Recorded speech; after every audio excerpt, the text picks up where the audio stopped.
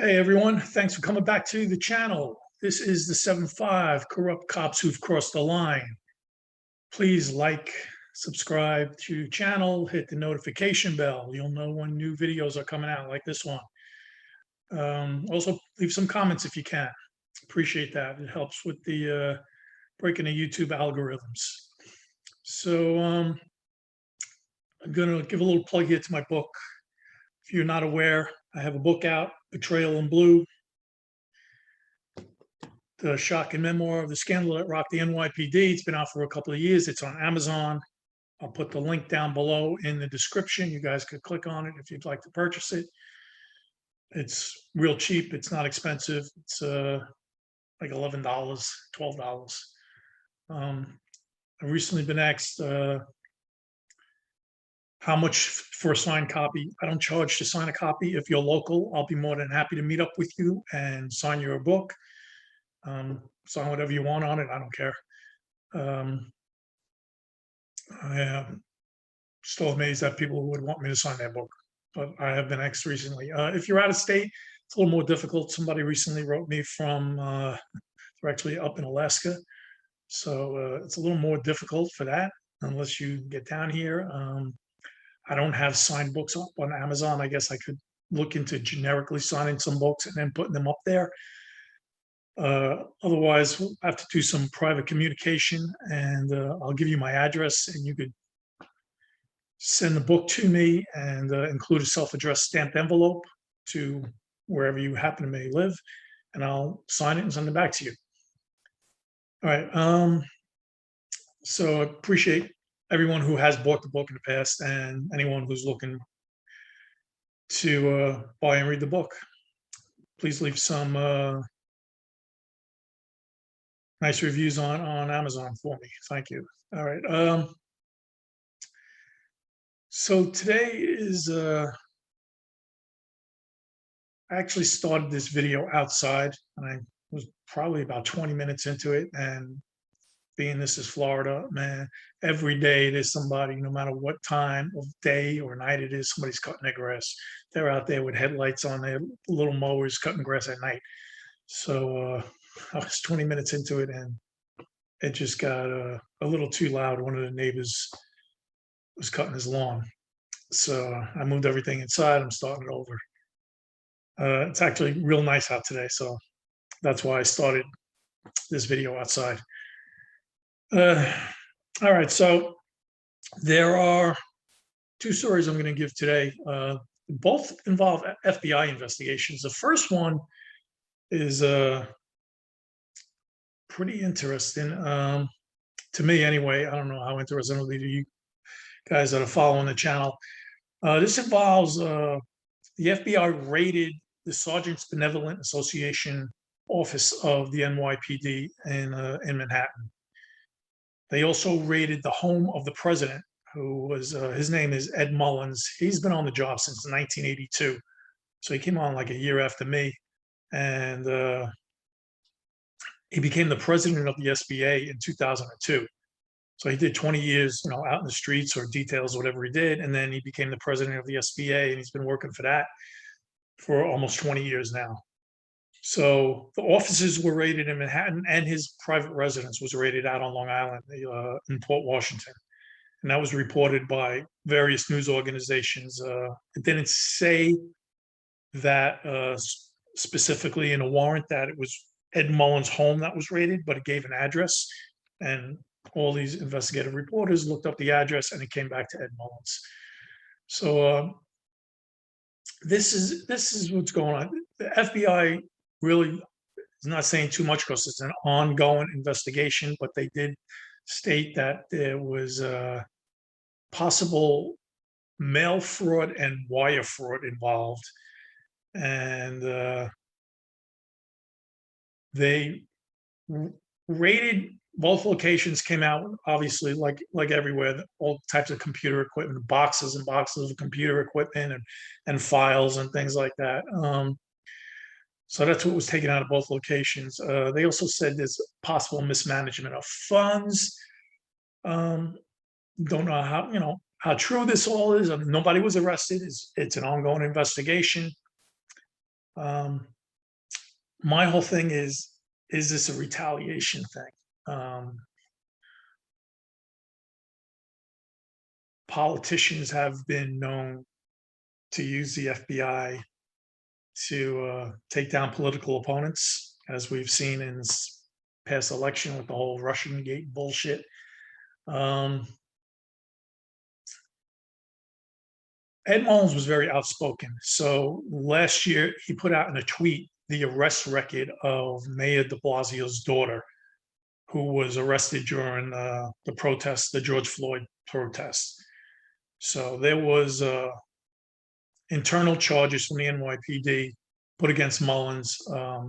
There is no outcome of that case yet. It still hasn't gone to internal trial. It's called it's basically just simply called a trial room. You go to the trial room. If you don't accept the charges and specs, you get to have a lawyer represent you, and you fight the charges. That hasn't happened yet, so there's no outcome on that yet. Did de Blasio maybe say something? Or someone within his campaign say something to the FBI to have this investigation started? Very odd that all of a sudden, the guy's in 20 years as the president of the SBA, Sergeants Benevolent Association, and now all of a sudden, after he put out de Blasio's daughter's arrest record on Twitter, that there's an investigation, an FBI investigation into him. So, and that's not necessarily a criminal thing, but it's putting out the arrest record. I mean, it's public record, so it could be put out. But I guess as a police officer, putting it out is against department policy. Probably that's why it's a trial room thing. So there's no outcome on that yet, and that's ongoing. And that just recently happened this past week. Also, this past week, FBI arrested 2 Columbus, Ohio police officers. They're both narcotic officers. Officer John Kochkowski, 33 years old, and Marco Marino, who is 44 years old. They were arrested for distribution of 7.5 keys of fentanyl.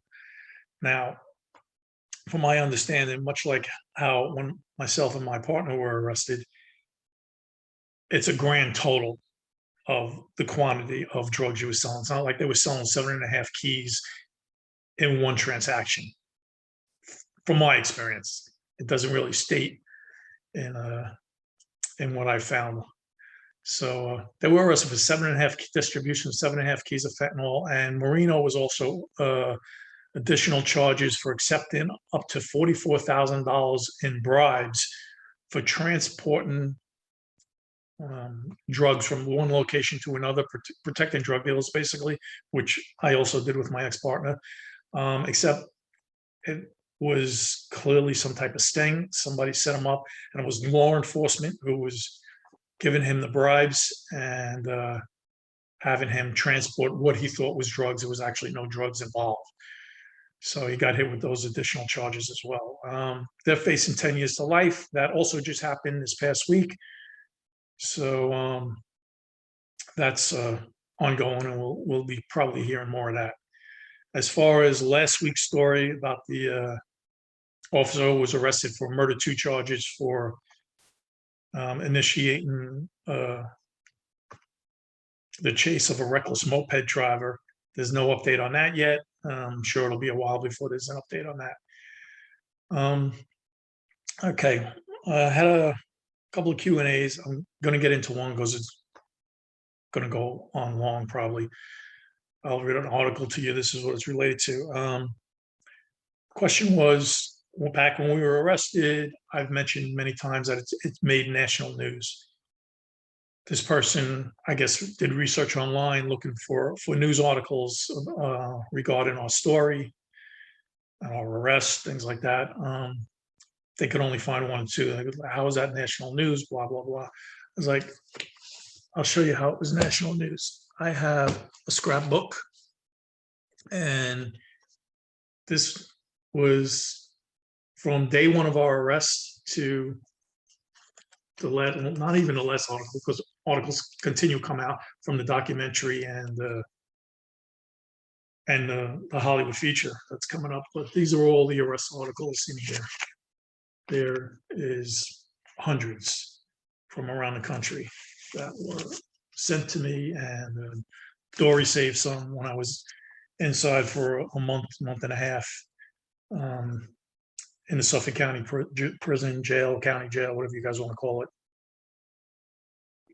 My parents also saved some for me, and that's because I asked them to save it. I wanted to read up on everything that was being said about us.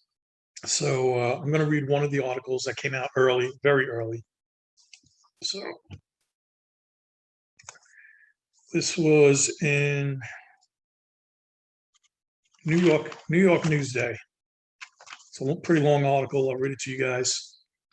If you get bored, tune out. I'm going to just read the article, and then that'll be the end of the video. So if you're interested in hearing an article back from 1992, the day after we were arrested, this is one of the first articles came out. 5 city officers charged in conspiracy to sell drugs. 5 New York City police officers were among 45 people charged in Suffolk County yesterday with conspiring to sell drugs and a scheme that authorities believe involved the officers buying and selling cocaine, sometimes while in uniform and on duty. That refers to my ex-partner and his current partner at the time.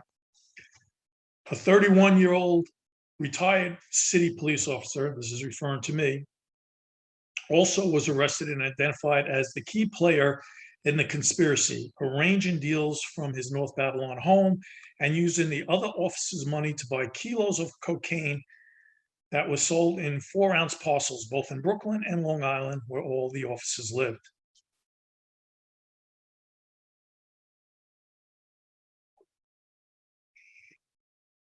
The arrest of 5 officers assigned to the 7-3 and 9-4 precincts in Brooklyn. Now, see, this has nothing to do with the 7-5 because nobody was working in the 7-5 any longer when this happened. The only ones from the 7-5 were myself and my ex-partner. He had moved on to the 9-4 and I was retired. So when we do get to the other officers' names, I'm not going to say their names because they did not participate in the documentary. So I don't want to put their names out there again. This is long in their past, and I'm sure they don't want it out there, their names. The arrest of 5 officers assigned to the 7-3 and 9-4 precincts in Brooklyn were the culmination of a 4-month undercover investigation by Suffolk County Police that began in January and we were arrested in May. So that tells you how long it was going on. When a narcotics detective allegedly bought 4 ounces of cocaine from an islip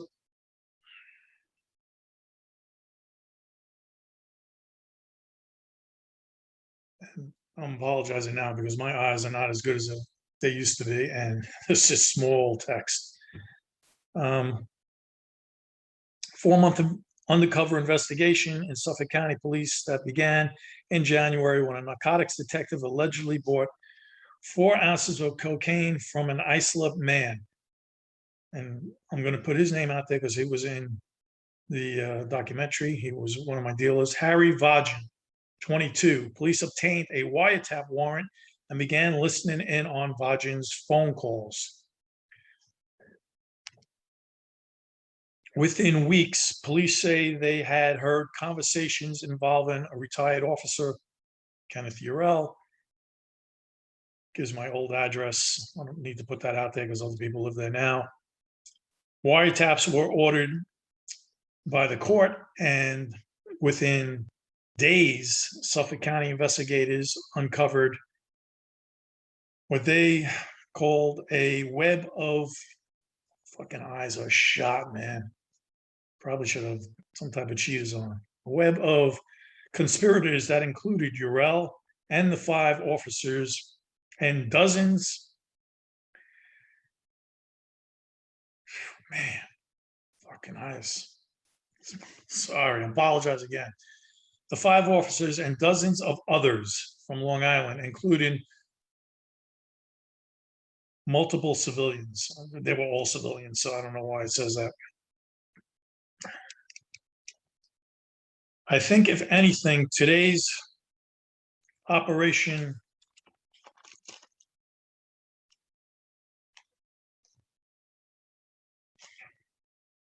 proves to, I don't fucking know, man. I really can't read it. It's fucking super small. Let's see if I hold it away like an old person. Oh, actually, that is a little better. Sorry.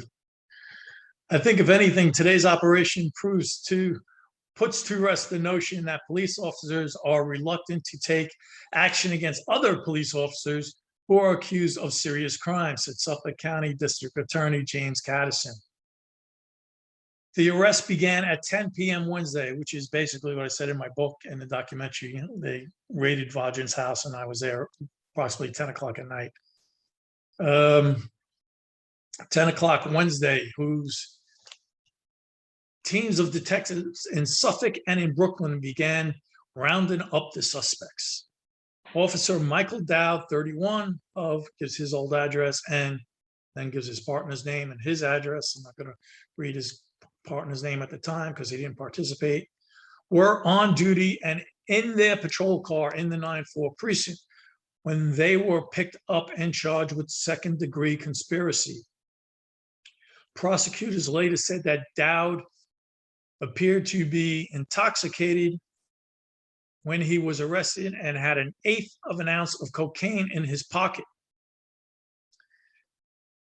an undisclosed amount of cocaine in his locker in the station house, and $20,000 in cash in his home.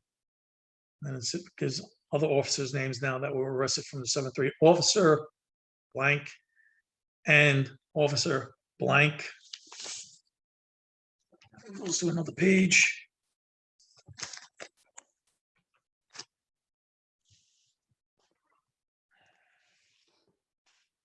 Everything's falling out because it's very old. I'll put it right in front of my face. Sorry, people. And Officer blank gives his address, assigned to the 7-3. Oh, man. Assigned to the 7-3 were at a training session in Brooklyn last night when they were arrested and charged with second-degree conspiracy. Officer blank also was charged with 5th-degree conspiracy. Police said he had a, I can't read that because it involves an address. Kenneth Eurell, who was arrested along with Vaughan in Vaughan's house, where police said they found the two men preparing 4 ounces of cocaine for sale. Officer blank, this is another officer, 5th officer of blank, blank, blank, who was also assigned to the 7-3 precinct, was arrested at his home and charged with second-degree conspiracy. A 6th active officer, Officer blank, from Staten Island, was also arrested and charged with conspiracy to sell anabolic steroids.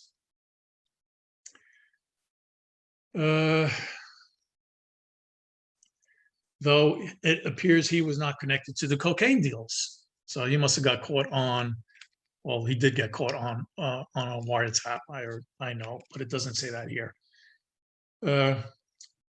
New York City Police Commissioner Lee Brown and Suffolk Police Commissioner Robert, looks like Crichton, joined Cattison, who was the ADA, at a news conference in the district attorney's Hauppauge office to announce the arrest. I have never become immune to the shock I feel when those who are assigned to enforce the law become its violators, Brown said. Brown and Suffolk police were there when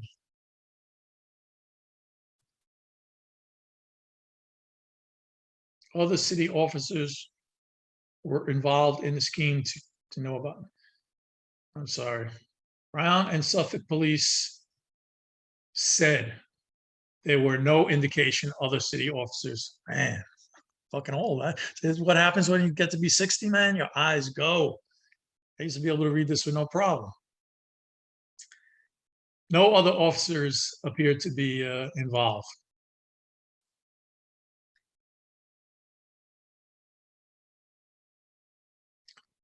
They added that the NYPD Internal Affairs Division, which has been assisting Suffolk Police in the investigation, will conduct further inquiries.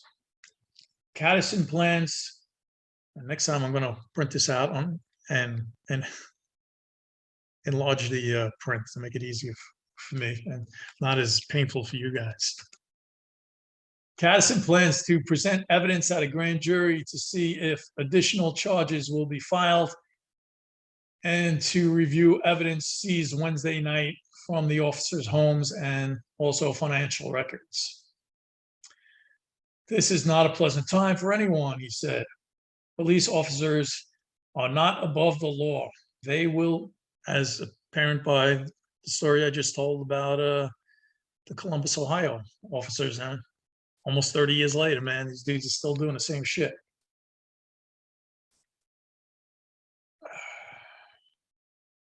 Detective Lieutenant Hale Coleman, it looks like, commander of the Suffolk County Narcotics Squad, said yesterday that the NYPD Internal Affairs was notified as soon as Suffolk police realized on-duty police officers were involved within a few weeks of the original investigation. City police said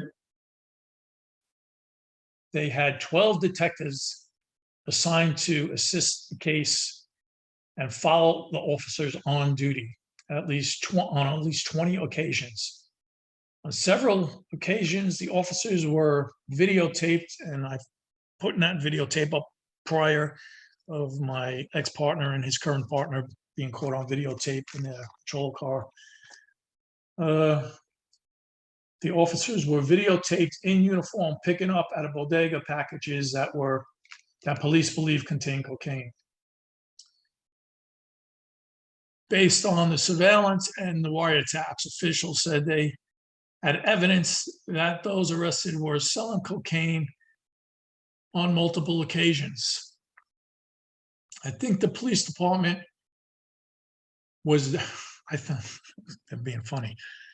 I think the police department was a second occupation, said Deputy Inspector Charles something, Commissioner of Suffolk Police, Major Crimes Division. Investigators say they knew the scheme has been operating since February, and they suspect it may have been going on for several years. They were correct.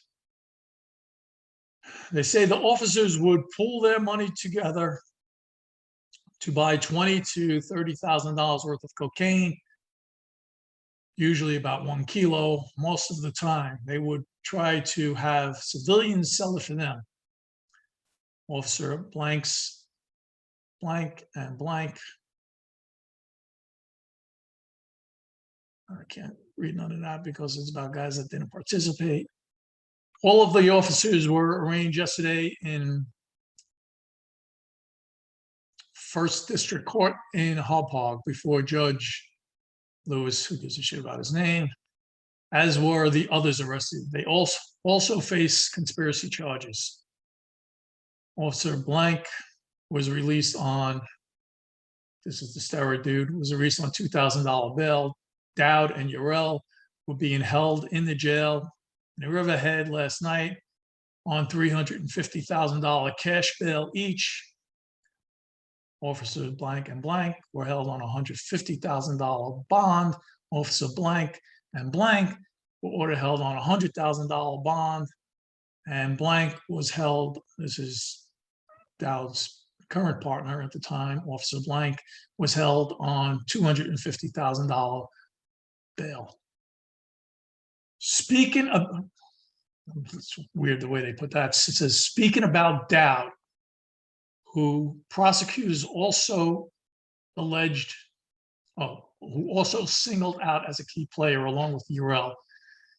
Assistant District Attorney Tracy Hoffman said his disregard for the system is clear. He has breached the public trust. Officer Blank and Dowd could not be reached for comment, and it was unclear yesterday who their attorneys were. Blank's attorney, can't say his name, he wasn't participating, said they found no illegal substance in his house, and I think they'll find after we had a chance to review the tapes, there is no conspiracy regarding him. Hall Park attorney Martin Effman, who was my attorney, representing Kenneth Eurell, said he had not had a chance to speak with his client and could not comment on the charges. Thomas Boyle, the attorney representing, can't read his name, he was not participating in the documentary. Blah, blah, blah, blah, blah. Attorney Marshall, can't read his. Okay, can't read the rest of their names. Dowd's attorney's not there, and the rest of the guys didn't participate. And they all basically said the same thing about they didn't have a chance to review evidence, things like that. So that's one article that came out the first day. The other brief Q&A was, I dropped the fucking papers all over the floor. I held the book up. Again, my apologies for not being young enough to read things and fuck shit up. So the other thing was, they had asked me, I had mentioned previously, when I started writing my book, it was long before the 7.5 documentary. I wrote it back in, I started like in 1988. After I left the 7.5 precinct, I went to the applicant investigation division. And basically for me, it was a security detail. I wasn't investigating applicants. I was working the front desk, and when applicants came in to go see their investigator, I would have them sign in that they were in the building, who they would go and see, what time their appointment was, and then have them sign out when they left. Myself and a few other officers had that detail. So that's when I started writing, because it was, really not much to do other than sign people in and out and verify who they were with their IDs. So I had a lot of time on my hands, and that's when I started writing. This is the handwritten book that you just saw. Betrayal in Blue. This is the actual handwritten notes from back then. And it sat unpublished in my closet for many, many years. I did attempt to get it published back in late 90s, early 2000.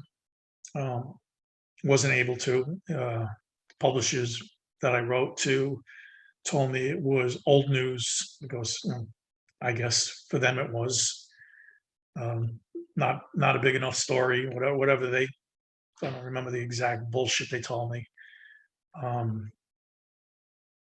And obviously you don't send them the whole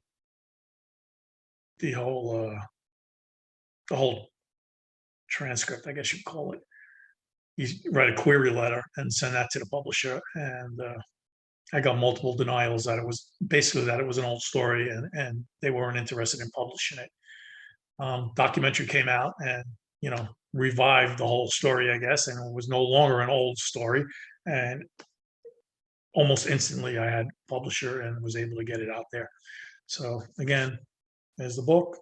Pick it up. You can read all about it. Next time, I'll try to read another article for you guys, and hopefully I'll be able to see a little better. So thanks for coming by. I appreciate you guys coming by. Hopefully you enjoyed that. Maybe you didn't. It might have been a little painful to me reading that article. Let me know. Put it down in the comments. Tell me what you think. Thanks so much, and see you guys next time.